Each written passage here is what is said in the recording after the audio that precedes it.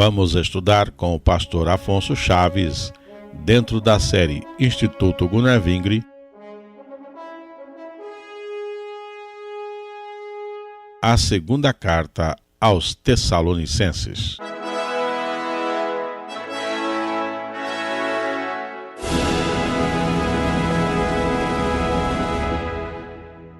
Em sequência a nossos estudos nas Sagradas Escrituras, entramos agora no estudo da carta de Paulo aos Tessalonicenses, mais precisamente a segunda carta.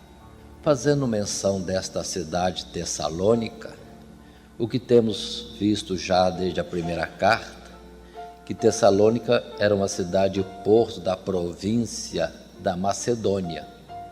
Havia ali uma grande comunidade judaica. Quando Paulo, na sua segunda viagem missionária, fundou a igreja, seu ministério ali foi interrompido devido à hostilidade judaica, sendo forçado a sair de Tessalônica. Mais tarde, Paulo enviou Timóteo de volta a Tessalônica para verificar a condição da nova igreja e seguiu para Corinto. Timóteo, ao completar sua tarefa, viajou ao encontro de Paulo, levando as informações, boas informações, sobre a igreja tessalonicense, o que levou Paulo a escrever a primeira carta. Após aquela carta de Paulo, percebe-se que os cristãos de Tessalônica entenderam que o dia do Senhor já havia chegado, ou que Jesus voltaria muito breve, e viviam de forma diferenciada diante disso.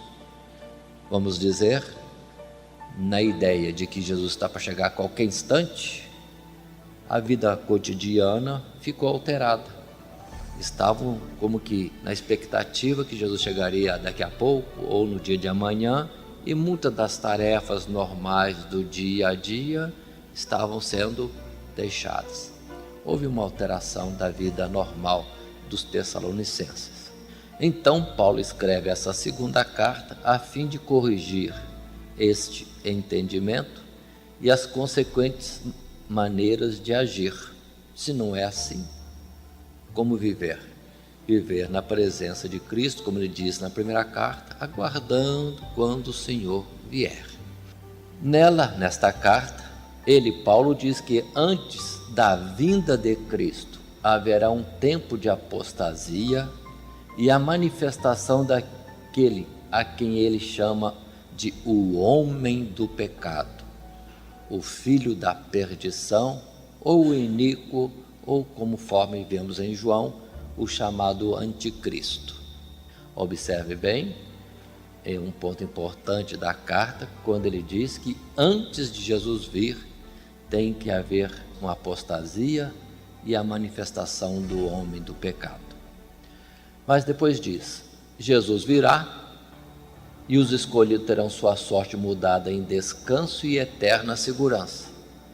Paulo pede que eles continuem firmes e não se afastem desses ensinamentos. Vamos, portanto, para o estudo da carta, capítulo após capítulo, verso após verso, lembrando já que nós temos um tema semelhante ao da primeira carta, a volta de Cristo. E temos como objetivos nesta carta animar os novos convertidos perseguidos, corrigir certos erros doutrinários sobre eventos dos tempos do fim, ligados ao dia do Senhor, e também Paulo queria exortá-los a dar bom testemunho cristão e a trabalhar cada um pelo seu sustento. Esses três objetivos percebem-se na carta de Paulo, esta segunda carta.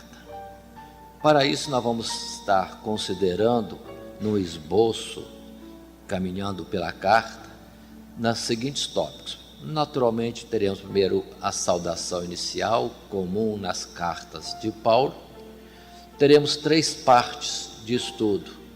A primeira, ainda no primeiro capítulo, Paulo encoraja os tessalonicenses na perseguição. Ainda que vivessem em perseguição, fossem fiéis, Paulo continuava a exortá-los, a animá-los a isto permanecerem. A segunda parte já é o capítulo 2, quando fala a respeito da vinda de Cristo e a manifestação do anticristo, ou o homem do pecado. E a terceira parte, no capítulo 3, admoestações para a vida prática ou prática da vida cristã, para voltar à vida normal com testemunho cristão, aguardando Jesus voltar. E finalmente encerra a carta com aquela saudação característica dele, uma saudação final, muitas vezes acompanhada também de uma expressão de bênção. Assim, entrando no livro, na carta de Paulo propriamente dito, nós já temos a saudação inicial nas palavras dos primeiros 2 versos, quando podemos ler: Paulo e Silvano e Timóteo, a igreja dos Tessalonicenses, em Deus, nosso Pai e no Senhor Jesus Cristo. Graça e paz a vós, da parte de Deus, nosso Pai, e da do Senhor Jesus Cristo. Percebe-se nesta abertura da carta que Paulo sempre cita os seus cooperadores presentes no momento da escrita desta carta. E como sempre, a igreja que está em Deus, lembrando do aspecto anterior, que a igreja do Senhor Jesus estava na cidade. Não havia separação entre os irmãos que faziam testemunho ou davam testemunho de Cristo Jesus. Entrando já na primeira sessão, quando Paulo encoraja os Tessalonicenses na perseguição, aqui estaremos vendo 2 subtópicos. O primeiro deles, a gratidão de Paulo pelo crescimento espiritual e perseverança. Isso teremos nos primeiros versos. Assim, passando esse primeiro título ou subtítulo, gratidão pelo crescimento espiritual e perseverança, os versos vão dizer para nós de forma bem clara, quando ele diz: sempre devemos, irmãos, dar graças a Deus por vós, como é de razão, porque a vossa fé cresce muitíssimo, e a caridade, o amor de cada um de vós aumenta de uns para com os outros. Observe que a igreja estava bem. Nesse particular, a igreja estava bem, continuava bem, melhor dizendo. De maneira que nós mesmos nos gloriamos de vós nas igrejas de Deus, por causa da vossa paciência e fé, e em todas as vossas perseguições e aflições que suportais. Palavras idênticas àquelas colocadas na primeira carta. Os Tessalonicenses padeciam perseguição pelos judeus que viviam na cidade e pelos conterrâneos que não aceitaram a fé. Mas, no segundo subtópico, capítulo 1, nós temos a certeza de um justo juízo de Deus. Vejamos isso, que é importante essa colocação de Paulo, porque traz claridade para nós quanto à recompensa dos justos e à recompensa dos ímpios. Assim diz Paulo, por exemplo, no verso 5: prova clara do justo juízo de Deus, para que sejais havidos por dignos do reino de Deus, pelo qual também padeceis. Atenção nesse particular. Os Tessalonicenses, servindo ao Senhor, sofriam. E nisto está a mesma palavra do Sermão da Montanha, naquele texto chamado de as bem-aventuranças. Bem-aventurados sois vós quando vos perseguirem, pelo meu nome, pela justiça, pela verdade e etc. E diz Paulo ainda: se de fato é justo diante de Deus, que dê em paga tribulação aos que vos atribulam, e a vós que sois atribulados, descanso conosco, quando se manifestar o Senhor Jesus desde o céu com os anjos do seu poder. Ponto importantíssimo. Hoje em dia há um entendimento, fala-se muito, observe que virá uma grande tribulação, mas Paulo está mostrando justamente o contrário, que a tribulação vem antes. E o que os Tessalonicenses já estavam padecendo uma grande aflição pela fé em Cristo Jesus. Por isso precisamos atentar que essa mesma colocação é aquela feita por Jesus quando diz: depois da aflição daquele dia, verão vir o Filho do Homem nas nuvens do céu com poder e grande glória. Então, a tribulação qual nunca houve é antes de Jesus vir. Como também Daniel fala da mesma forma: e haverá um tempo de aflição qual nunca houve, mas naquele tempo livrar-se-á todo aquele que estiver escrito no livro que nós entendemos, no livro da vida. Aí segue o verso 2 de Daniel, quando diz que e os mortos então ressuscitarão, e segue-se este fato. Queremos destacar mais ainda. Observe bem. Os tessalonicenses estavam sendo considerados no ver de Paulo como dignos do juízo de Deus. No juízo de Deus, o que ia acontecer? Eles seriam, observe bem, receberiam de Deus uma situação de chamado descanso conosco. Vamos entender esse particular com mais cuidado. Estavam sendo perseguidos, padeciam pelo Senhor. Nada mais justo no juízo de Deus, aqueles que sofreram com o Senhor ou pelo Senhor, teriam a glória dele. É o descanso, é a mudança, é a recompensa de Deus. Tal qual o Senhor falou a respeito daquele Lázaro, na terra só teve sofrimentos, e aqui ele terá a consolação. Observe, agora, aos que atribulam os fiéis de Deus, haverá também recompensa. Eles serão atribulados. Quando isso vai acontecer? Quando o Senhor Jesus, desde os céus, vier com seus anjos, os anjos do seu poder. Observe que a recompensa dos ímpios será isso aqui, porque o Senhor virá como labareda de fogo, tomando vingança dos que não conhecem a Deus e dos que não obedecem ao Evangelho de nosso Senhor Jesus Cristo, os quais por castigo padecerão eterna perdição ante a face do Senhor e a glória do seu poder. Entendamos, a vida da igreja é essa mesma. No mundo nós teremos aflições, não vai mudar. A igreja de Tessalônica padecia perseguições, a igreja do Senhor em todos os séculos e milênios padece perseguição. Todo aquele que quiser seguir a Cristo Jesus piamente padecerá perseguição, e isso vai ser assim até a volta de Jesus. Quando então os fiéis serão transformados e arrebatados para estar com o Senhor para todo o sempre. Aí virá sobre os ímpios a condenação. Qual é a condenação? Simplesmente destruição. Aí vem um exemplo de Sodoma e Gomorra. Vem a palavra escrita por Pedro, que no fim dos tempos, com um grande estrondo, a terra e os elementos que nela há se queimarão. Observe bem esse particular. Mas nós aguardamos novos céus e nova terra, e segue a palavra que Pedro também fala. Continuando, no verso 10 do capítulo 1, diz que tudo isso vai acontecer quando Jesus vier para ser glorificado nos seus santos e para se fazer admirável naquele dia em todos os que creem. Quando o Senhor vier, como ele mesmo disse, virá na glória do Pai. Ou seja, não é um Jesus fraco, não é um Jesus carne, é um Jesus na glória do Pai, com seus santos anjos também, conforme foi dito. Palavra essa que é insistentemente falada desde o Antigo Testamento. O Senhor virá com seus santos anjos para trazer juízo sobre a face da terra.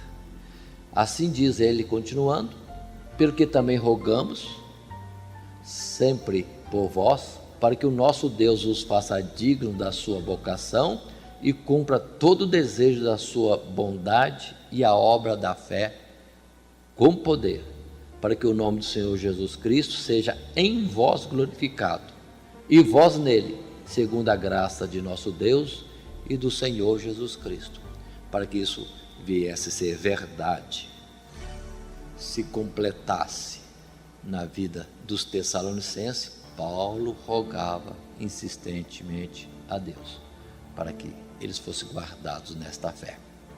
Passando ao capítulo 2, onde temos a segunda sessão do nosso estudo, nós temos o título de A Vinda de Cristo e a Manifestação do Anticristo. E aqui, vamos observar, nós teremos 3 subtópicos. O primeiro, o dia do Senhor ainda não está perto. Indo ao capítulo 2, verso 1,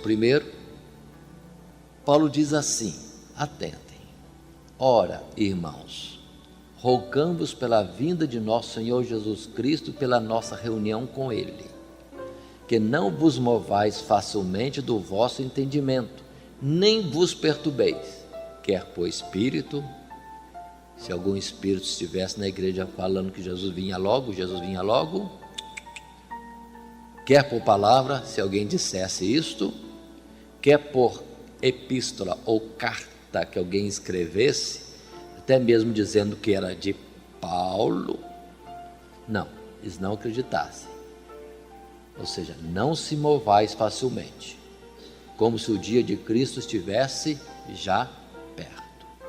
É o único lugar que nós vemos de uma forma clara nas palavras de todos os apóstolos, dizendo que Jesus não vem logo. Se nós vemos outras colocações, sempre é: Jesus vem breve, vem como ladrão, a qualquer momento, ninguém sabe a hora. E aqui é justamente o contrário, é o único lugar que é o contrário. Paulo diz: a vinda de Jesus não está perto. Se olhássemos palavras com palavras, esta palavra de Paulo e outras palavras pareceria algo contrário, mas não. Vamos entender, Jesus mesmo já dizia isto.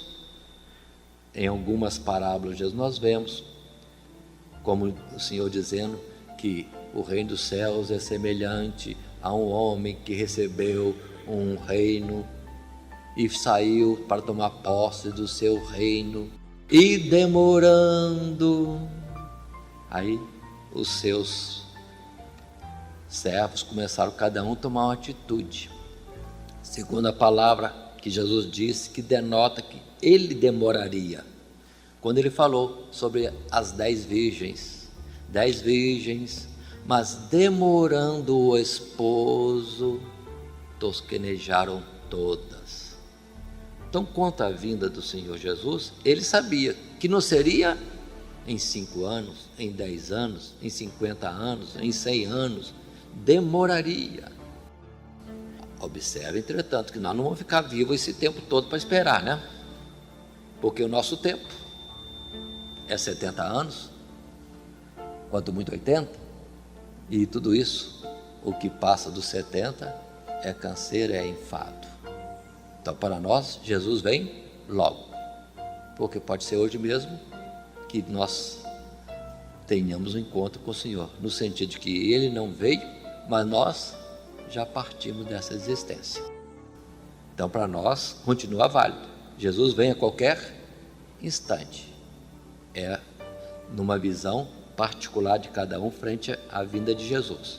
Mas com respeito à obra de Deus na face da terra, o esposo vai demorar. E Paulo disse que a vinda dele não estava perto. Não estava perto, de forma nenhuma. Muito bem. Assim entramos no nosso segundo subtópico, no capítulo 2, o homem do pecado se manifestará antes. Atenção, ninguém de maneira alguma vos engane, porque não será assim. Ou seja, Jesus não vem, sem que antes venha a apostasia e se manifeste o homem do pecado, o filho da perdição. Paremos neste verso. O quanto esse verso mostra que a ideia comum de que vamos caminhando e de repente Jesus vem silenciosamente, ocultamente, leva os que estão prontos e não sei o que mais, e vem uma grande tribulação com a manifestação do anticristo. Opa, o que está escrito aqui? O que está escrito aqui? Jesus não virá sem que antes haja a apostasia e se manifeste o homem do pecado, o filho da perdição. Está ao contrário do entendimento normal. Paulo estava errado? De forma nenhuma. É o mesmo assunto que é encontrado, conforme já dissemos, em Daniel, em Mateus 24, Mateus 25 e outros pontos mais. Tanto que na parábola das 10 virgens, a palavra diz, à meia-noite, mostrando que no mundo haverá trevas. Ou como Paulo disse, o Espírito expressamente diz que nos últimos dias sobrevirão tempos difíceis, trabalhosos, homens amantes de si mesmo, e continua a palavra com muitas outras colocações. Mateus 24, a multiplicação da iniquidade e o amor esfriando. Então, observe que a realidade da vinda de Cristo é essa. Numa sequência simples, a igreja vai ficar no seu dia a dia normal, conforme Jesus disse, como foi nos dias de Noé, como foi nos dias de Sodoma e Gomorra, compra-se, vende-se, casa-se, dá-se em casamento, isso, aquilo, tudo normal. E de repente, é a vinda do Senhor. Então, não haverá mudanças, tudo é praticamente normal. Só quem tem entendimento que percebe os sinais dos tempos, mas em outras questões, principalmente esta, qual é? Apostasia. E uma outra, o homem do pecado, o filho da perdição. Entendamos bem isso. Pergunto, o que é apostasia? É o abandono da fé. Pergunta agora, a igreja, o cristianismo no mundo está igual à igreja de Tessalônica? Para começar, nós não sabemos quem é de Deus, porque todo mundo se diz e todo mundo se briga. Uns contra os outros, se dizendo ser de Cristo, e se brigam de uma forma terrível. O que está acontecendo? Estamos em apostasia. Cristianismo.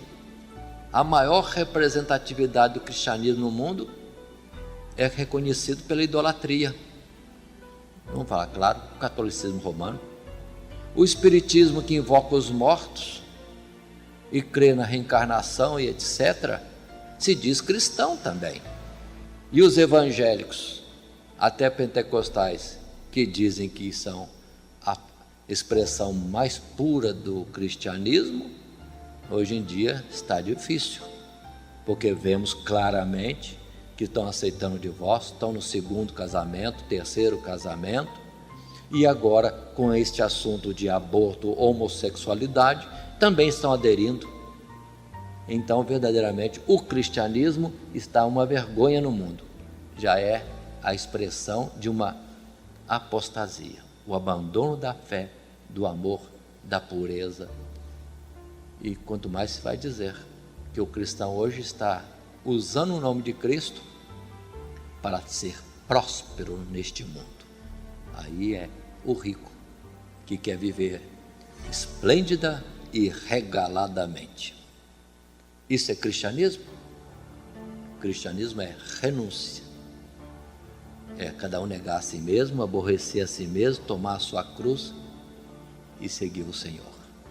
Então, verdadeiramente, estamos em apostasia agora. E depois? O homem do pecado, o filho da perdição, o anticristo, já é sabido. Desde a carta de João, já está escrito: ouviste que vem o anticristo, e eis que já está no meio de vós. No outro lugar, ele diz: ouviste que vem o anticristo, e muitos já se têm feito anticristos. E não tem maior expressão de anticristo senão o próprio diabo, que Jesus disse, o príncipe deste mundo, que não tem nada em mim.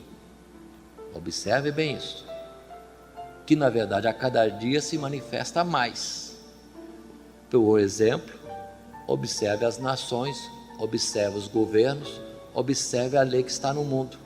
Todas elas são afrontosamente contra as ordens de Deus, os mandamentos de Deus, a moralidade, vou colocar essa palavra, que existe na Bíblia Sagrada. O que Deus diz abominação, eles dizem opção.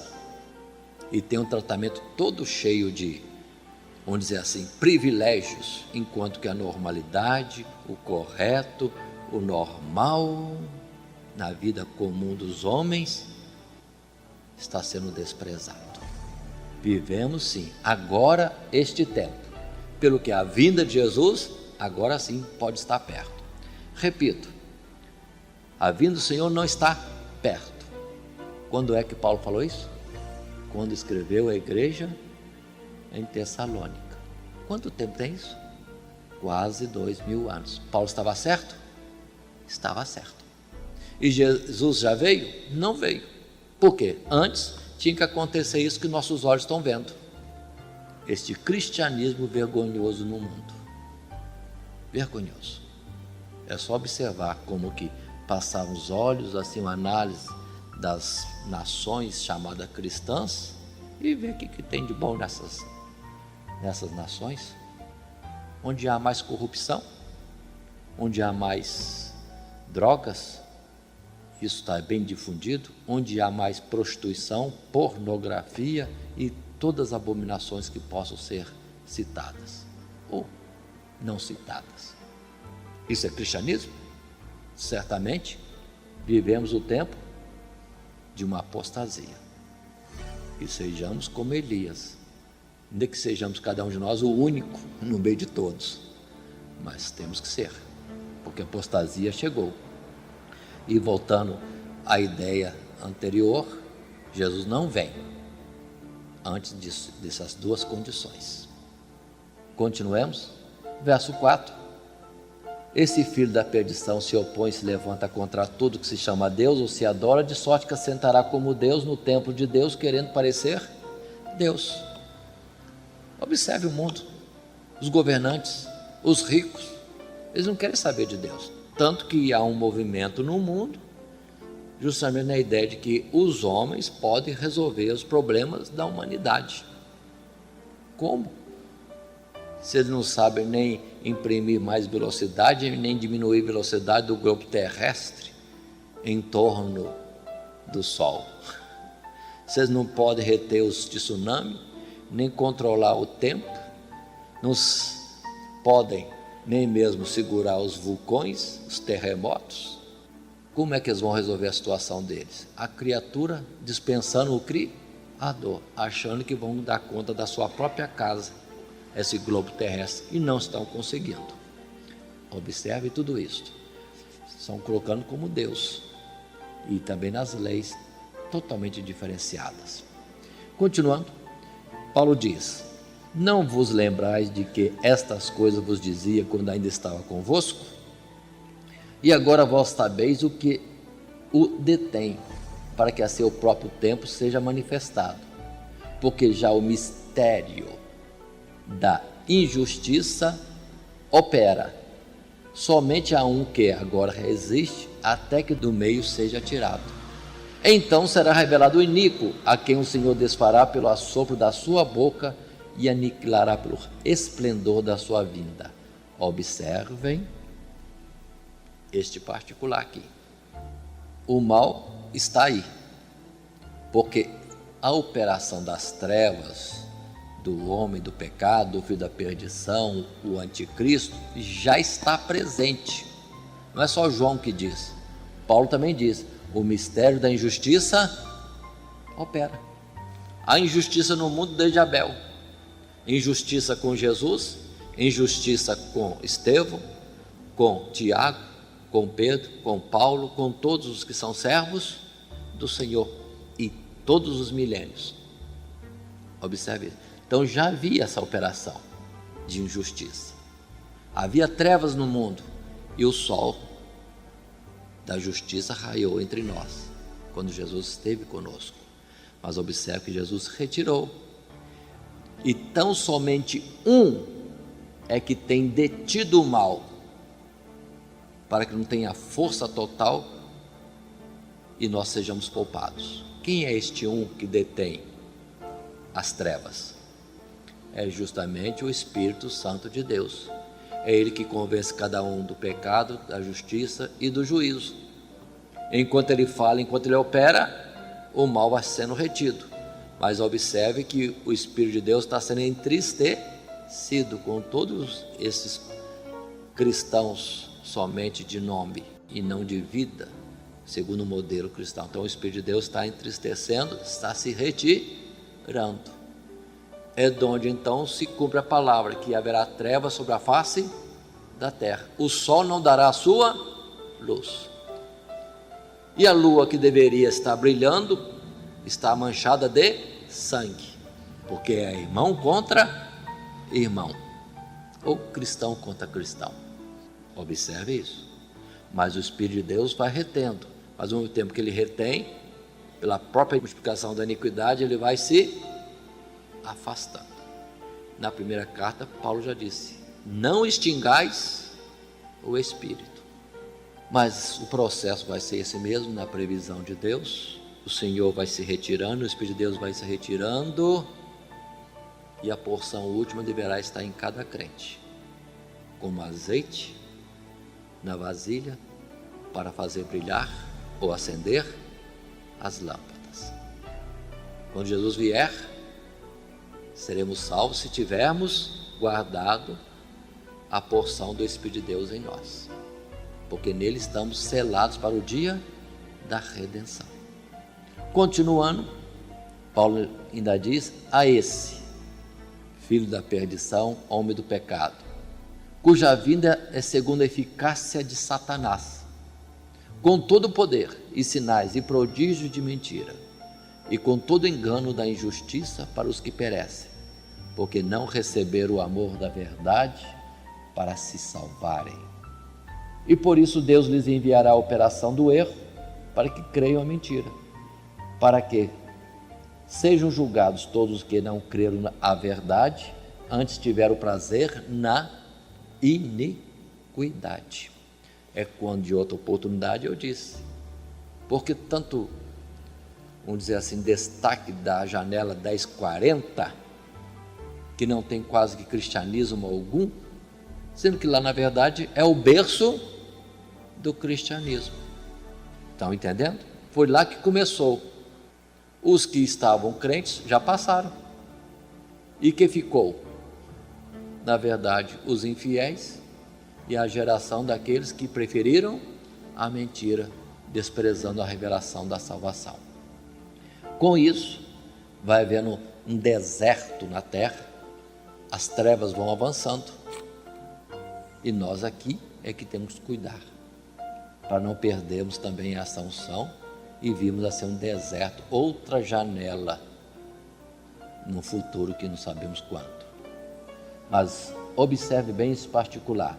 Ele já está operando e vai continuando os fatos, ou colocando uma sequência de atividades.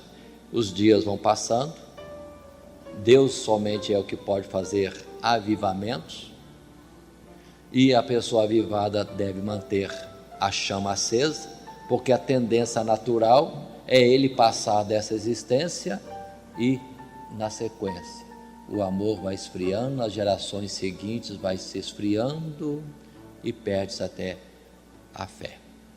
Isto é uma realidade no mundo. Observe as igrejas, observe os movimentos que houve no mundo do despertamento de Deus. Todos eles entraram numa forma apagada de existir.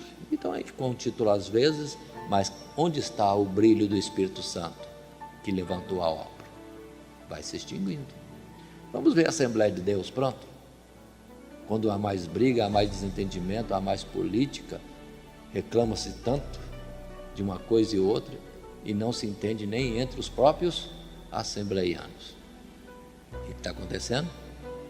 o grande movimento pentecostal, a grande fogueira está se apagando.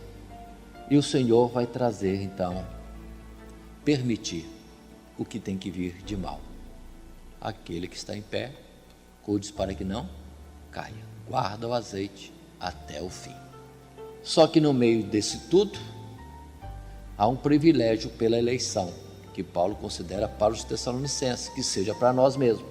Quando ele diz: mas devemos sempre dar graças a Deus por vós, irmãos amados no Senhor, por vos ter Deus elegido desde o princípio para a salvação, em santificação do Espírito e fé da verdade, para o que pelo nosso Evangelho vos chamou, para alcançardes a glória de nosso Senhor Jesus Cristo. Então, irmãos, estai firmes e retende as tradições que vos foram ensinadas, seja por palavra, seja por epístola nossa. Observe, Deus tem chamado para a salvação e santificação do Espírito e fé na verdade. Pelo que precisamos agradecer a Deus e guardar, como se diz, guarda a tua coroa. Continuando, diz ele ainda: e o próprio nosso Senhor Jesus Cristo e nosso Deus e Pai, que nos amou em graça, nos deu uma eterna consolação e boa esperança, console o vosso coração e vos conforte em toda boa palavra e obra. É Ele que pode nos guardar irrepreensíveis para o dia da sua vida. Mas, fora disso, o tempo é de operação do engano. Continuando, entrando no capítulo 3, um novo título poderíamos dar: Admoestações para a prática da vida cristã. E Paulo coloca este texto com 2 subtítulos, poderíamos estar destacando. Ele pede oração por ele. Vejamos no capítulo 3, verso 1, esta palavra. Quando diz: no demais, irmãos, rogai por nós, para que a palavra do Senhor tenha livre curso e seja glorificado, como também o é entre vós. E para que sejamos livres de homens dissolutos e maus, porque a fé não é de todos. Paremos um pouco. Constantemente vemos Paulo pedir oração em seu favor.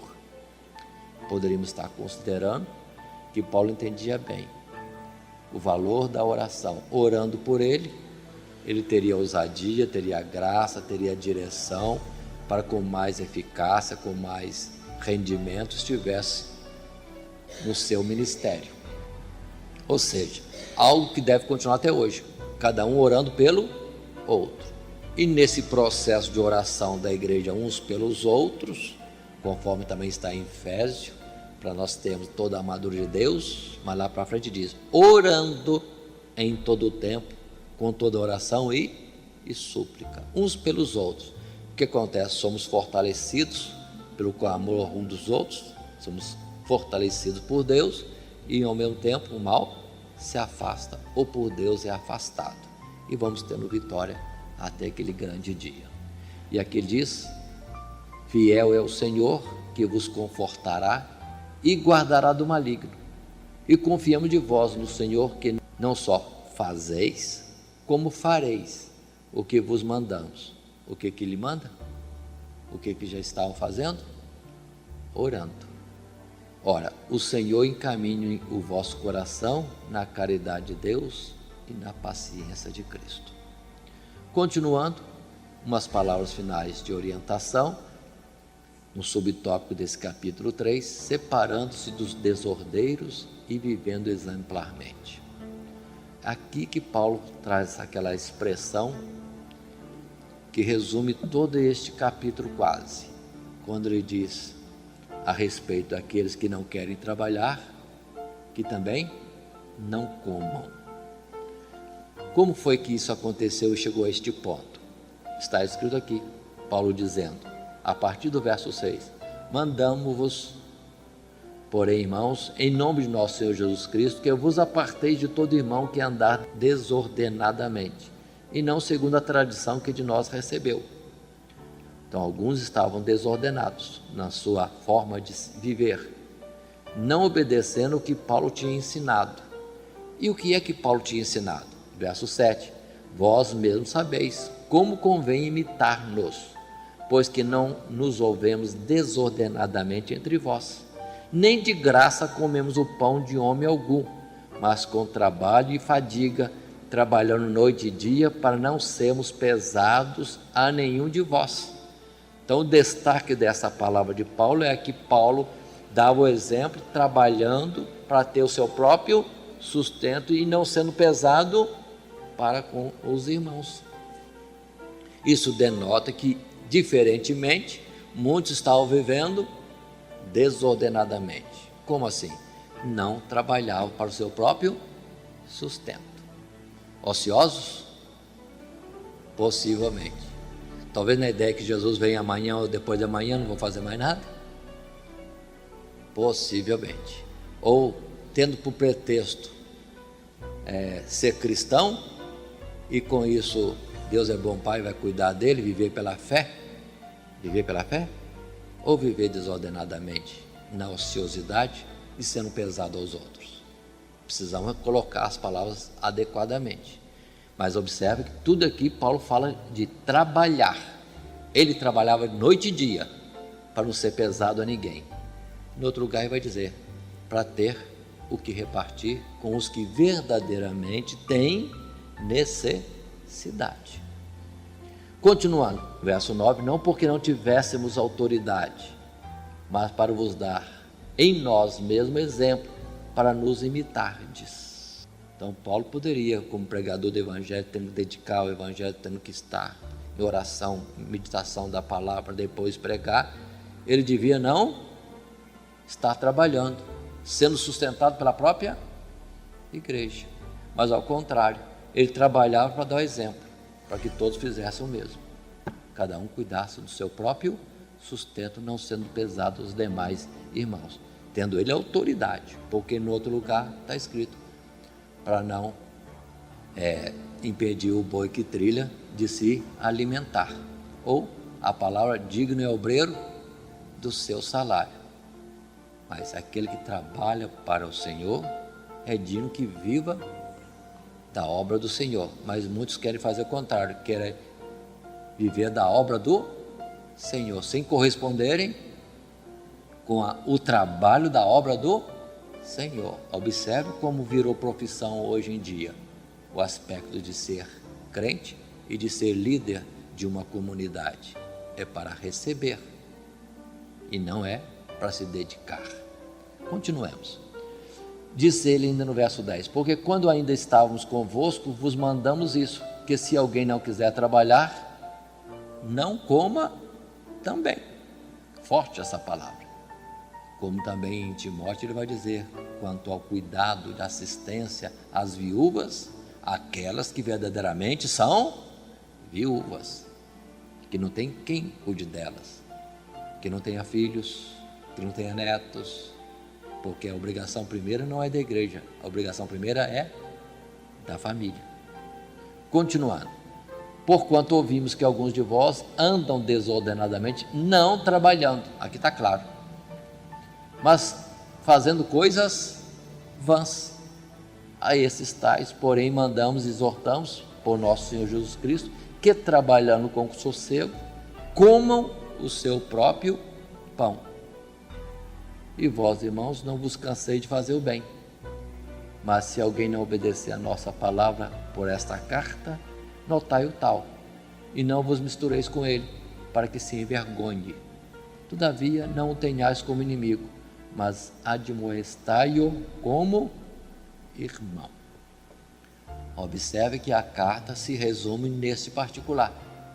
Um entendimento incorreto da vinda do Senhor, como que se fosse imediata, a qualquer instante, naquele tempo, e muitos deixando os seus compromissos e obrigações e até mesmo o trabalho.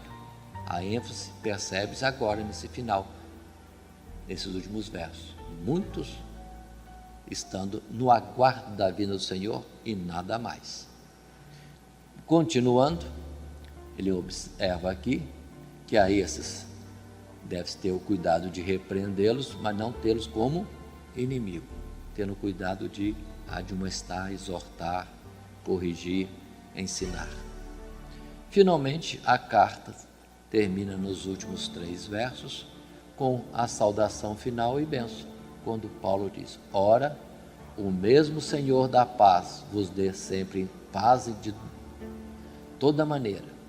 O Senhor seja com todos vós.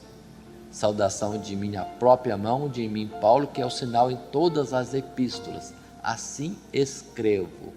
Observe que aqui ele colocou uma frase diferente. Observe, saudação de minha própria mão. Isso denota que em muitas das cartas de Paulo não era ele mesmo quem escrevia. Isso é notório, por exemplo, na carta aos Romanos. Ele cita quem é que tinha escrito a carta para ele. Isso é normal. Mas ele mostra que num texto final, numa parte final, ele usou a sua própria caligrafia escrevendo na saudação final. E observe que aqui está escrito: é o sinal em todas as epístolas. E com respeito a isso, há muita discussão. Como é que Paulo escrevia? Qual o sinal que Paulo colocava na carta para saber que era dele? E fica muita discussão, mas ninguém até hoje chegou a um veredicto de qual é esta forma característica de Paulo. Mas há a citação desse fato. Mas finalmente ele termina dizendo com a bênção: a graça de nosso Senhor Jesus Cristo seja com todos vós. Amém.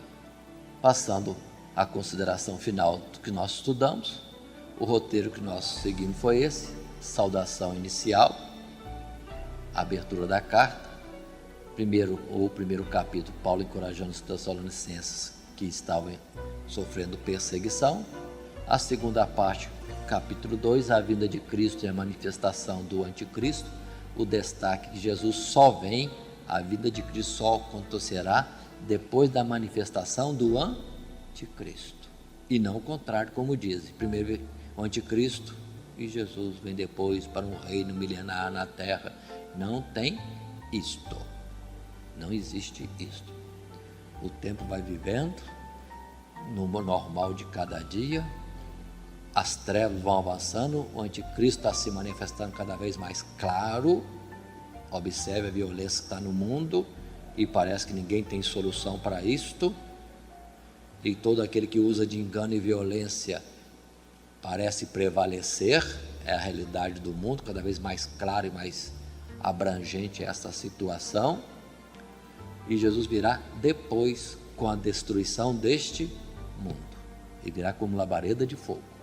E no terceiro capítulo, o título que demos, ou que temos dado, foi Admoestações para a Prática da Vida Cristã, que se resumiu em os Tessalonicenses trabalharem, fazerem o bem, continuando no aguardo da vinda de Jesus, que não seria dentro de um tempo curto. E termina Paulo com a sua saudação final e a bênção. Assim estudamos a carta de 2 Tessalonicenses com o título máximo A Volta de Cristo. Mas quero salientar em particular outra vez este ponto: ninguém de maneira alguma vos engane, como se o dia de Cristo estivesse já perto, porque não será assim, sem que antes venha a apostasia e se manifeste o homem do pecado, a quem o Senhor desfará pelo assopro da sua boca e aniquilará pelo esplendor da sua vinda. Então observe que Jesus vem na sequência desses dias normais. De repente o Senhor vem, os justos terão a sua recompensa, os ímpios a sua condenação, e o mal, o filho do pecado, ou o filho da perdição, o homem do pecado, será aniquilado pelo resplendor da vinda do Senhor. Aí cumpre-se Apocalipse capítulo 19, Apocalipse capítulo 20 quanto a isso. Na sequência temos também a palavra que diz: Deus dará em paga tribulação aos que vos atribulam, e a vós que sois atribulados, descanso conosco, quando se manifestar o Senhor Jesus desde o céu, com os anjos do seu poder, quando vier para se fazer admirável naquele dia. ressalto, outro verso, outro texto importante, que é este, que primeiro vem tribulação para os cristãos fiéis, e depois eles terão descanso na vinda de Jesus, quando na verdade os que nos atribulam agora, ou atribularam os cristãos nos diversos séculos, nas diversas gerações, terão a tribulação, que na verdade é serem consumidos pelo fogo no lago de fogo e enxofre. É assim que Deus nos abençoe em Cristo Jesus. Amém.